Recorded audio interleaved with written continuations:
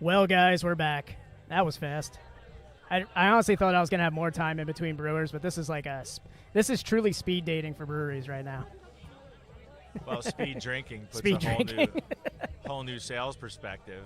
I Move know. A lot more product. Yeah, there's a ton more product going around.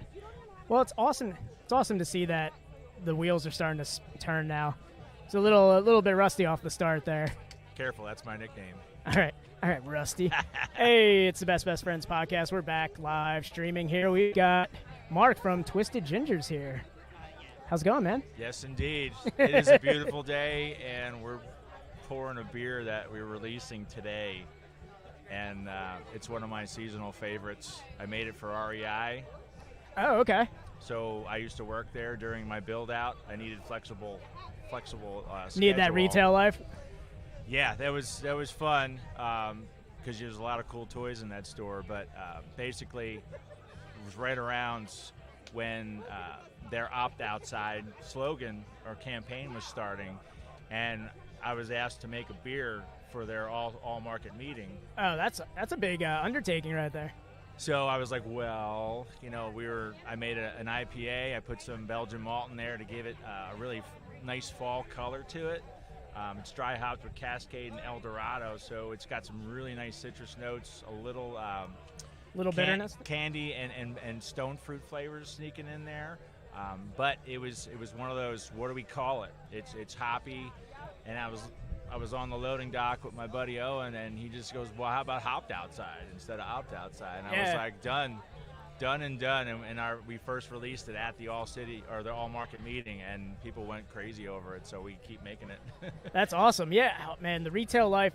So for the podcast, my co-host and I, we worked part-time at Best Buy just so we can get a discount on all this gear so we can actually start this podcast. Hell yeah. So it was like, oh, yeah, we love working here. And then they let us go, and we're like, so how do we get a discount on stuff now?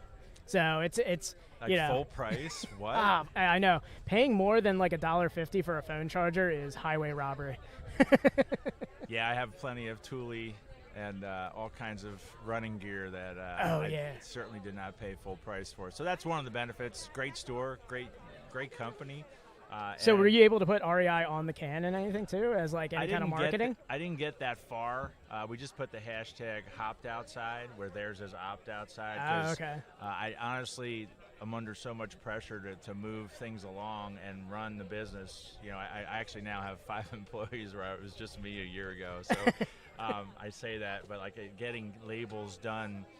There's some legalities with including them that I wanted to just get this out, and maybe next year we'll revisit it and not get you have sued the connect, or in yeah. trouble. You have the connect. That's why I was going to ask if there was like some sort of like marketing that you had to kind of maybe go through some red tape for. But this beer is awesome. So I'm enjoying it. I love that you have the citrus notes when you do have a classic, almost like American, like an American IPA, like bitterness to it. Resinous, bitterness on the back end. The maltiness kind of helps the non-IPA drinker because that bite sometimes from the real strong West Coast is really a turnoff.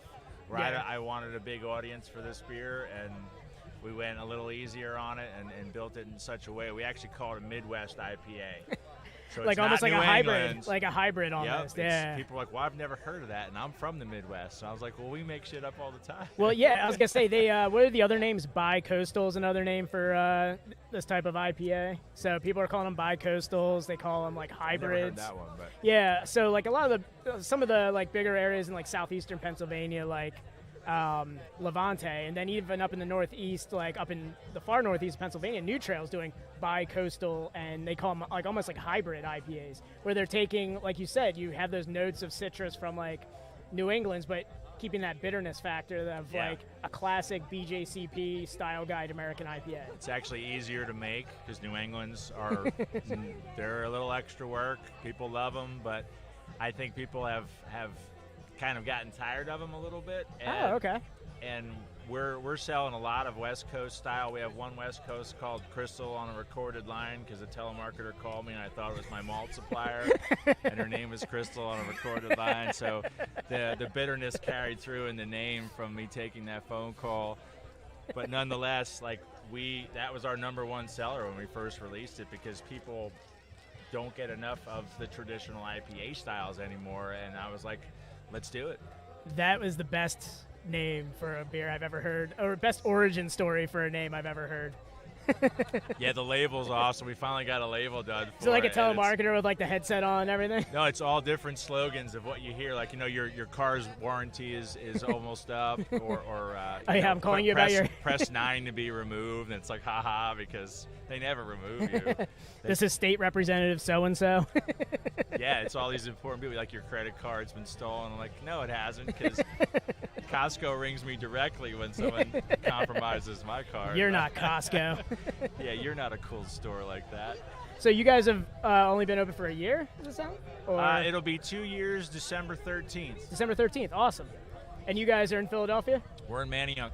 Oh, Manayunk, okay. Manayunk, we call it Upper Manayunk because it's kind of, well, it's above the stairs. Right? People climb 123 steps from Main Street to get to our location.